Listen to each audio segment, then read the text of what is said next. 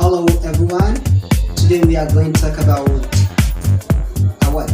The word is scrumptious. Like in the video, scrumptious. Scrumptious abu ne idan muka ci abu ne. Sannan kuma kalmar kuma zaka iya amfani da you.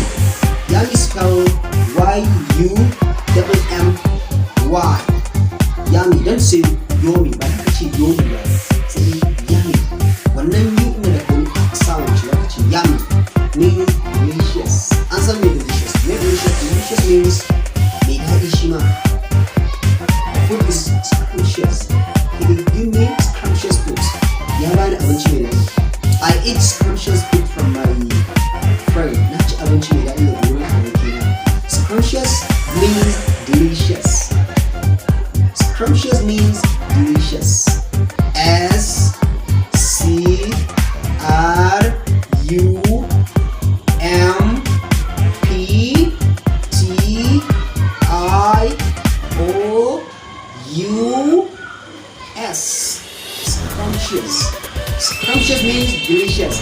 Oh my God, scrumptious means delicious.